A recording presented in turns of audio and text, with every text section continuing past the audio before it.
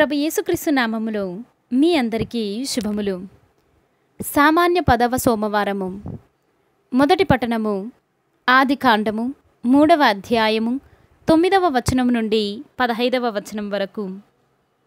కాని దేవుడైన యావే నరుని బయటికి పిలిచి, ఓయి నీవెక్కడ నుంటివి అని ప్రశ్నించెను.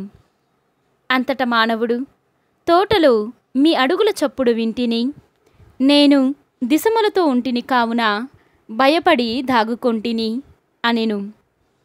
నీవు దిశములతో ఉంటివని నీకు ఎవరు చెప్పిరి? నేను తినవలదన పండును నీవు తింటివా అని దేవుడు ప్రశ్నించెను.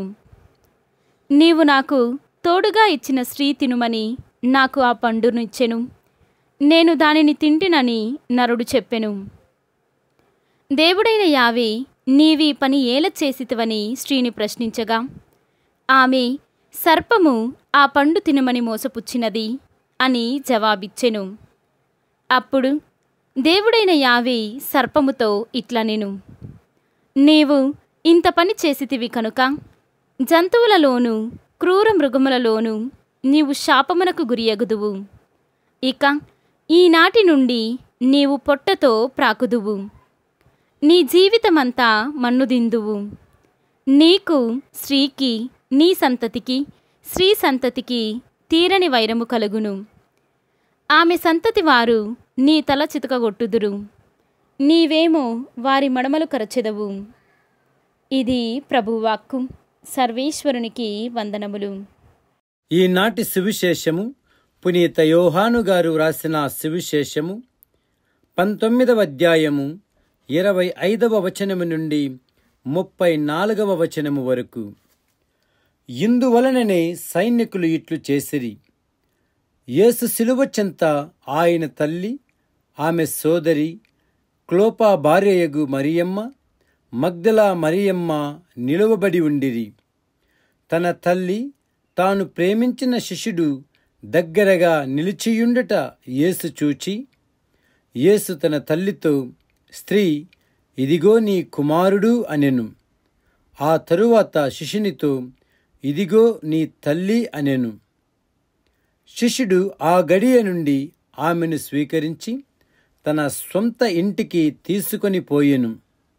పిదప యేసు అంతా సమాప్తమైనదని గ్రహించి, నాకు దాహమగుచున్నది అనెను.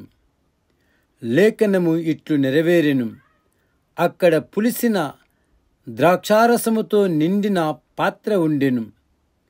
వారు నీటి పాచిని ఆ రసములో ముంచి దానిని ఇస్సోపు కోలునకు తగిలించి ఆయనకు అందించిరి. యేసు ఆ రసమును చేకొని సమాప్తమైనది అని తల వంచి ప్రాణము విడిచెను. అది పాస్కా పండుగకు సిద్ధపడు రోజు.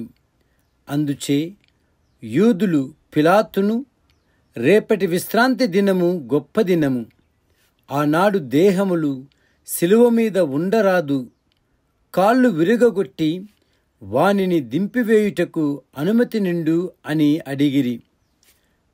కావున సైనికులు వెళ్ళి యేసుతో పాటు శిలువ వేయబడిన వారి కాళ్లను విరగగొట్టిరి.